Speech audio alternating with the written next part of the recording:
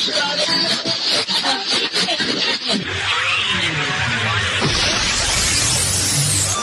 is him. This is our man, Simon. Yes. He's fucking here, and he's ready, and he's charged, and he's ready to go.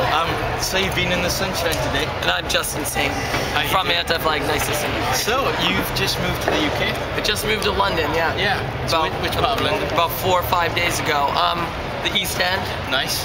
And keeping it real by moving to oh man, totally keeping it real in the field.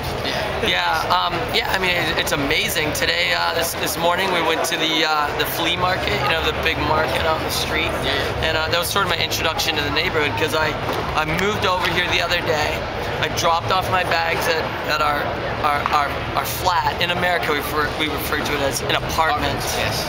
And I dropped off my bags at the apartment, and then I pretty much slept. I got on my jet lag, and then I got on a plane and I flew to Belgium. So I haven't really got to be living here yet. That's what most people do when they get to the East End, is fly straight to Belgium. Yeah, exactly. Like, I'm in the East End, get me the fuck out of here. Ah! And then it's off to somewhere else. Yeah. So so Groats Rock you played? Played Earls. It was great. It was an amazing show.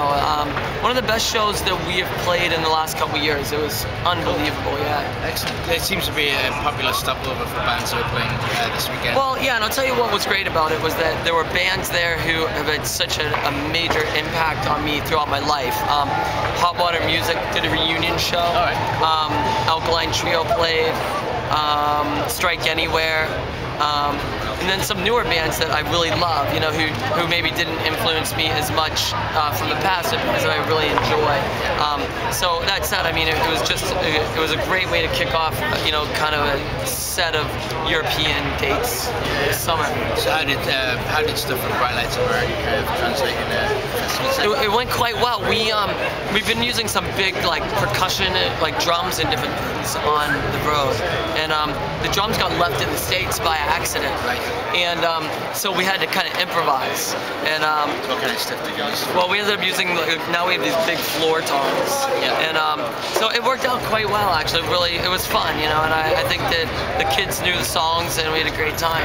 It's a little more difficult to kind of make it happen on this festival because we're on the side stage, and there's not a lot of room up there, you know. Yeah. I mean, but it's still a blast. It's a great time. We'll see how it goes over today. Cool.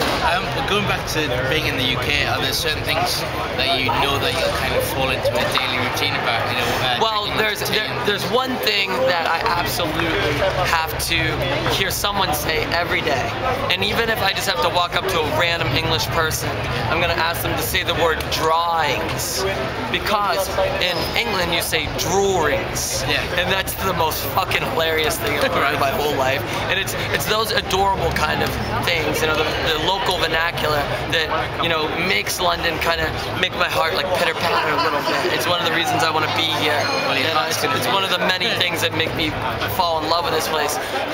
That said, you know, there's like a nice little independent coffee shop right up the road from where I'm living, so I think I'll be spending a lot of time in there. That's them. I think that is them right now. Yeah, I'll take a large soy decaf cappuccino. Right, thank you. Double shot. Right, peace. Okay, that said, I think I'll spend a good bit of mornings in there, you know, with my laptop. One of the things I want to do here when I'm in London, and this is an exclusive, see right here, Justin Sane exclusive. You hear it here first, motherfuckers.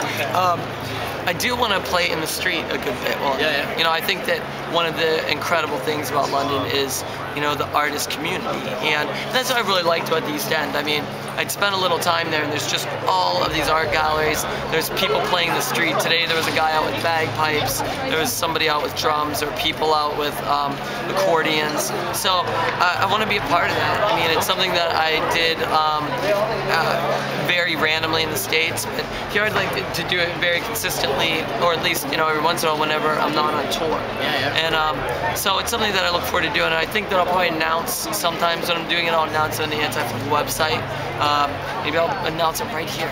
There you go. That said, you know, I'm excited to be a part of that and to have that direct connection with people, because you know, when you play a show, I mean, you still have the stage and you have the audience, and you know, one of the things I've always enjoyed about the kind of music we play and the music community that we've been a part of is that it really is interactive, and it's, you know, I think that the people you meet are really special. But as I was saying, the people that you meet have so many interesting stories. I mean, the stories of people's lives. That's and meeting, you know, connecting with people and getting to know people, and I think that's really, I think the relationships that we build in our lives. That's, to me, that's the most important thing.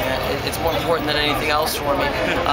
And you know, I would say that music is a close second or tied. You know, so that being the case, I'm excited to be out in the street and to, you know, perform for people, and hopefully other people will join me, and then just get to know people that maybe are come along the way.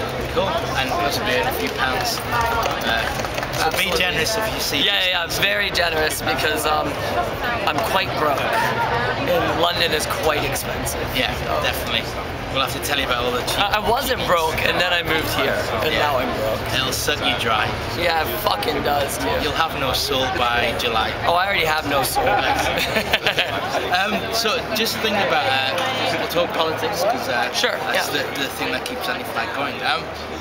Have you noticed a drastic difference from sort of news reporting on, say, BBC News to Fox and CNN? Because you always hear these horror stories about extreme political bias.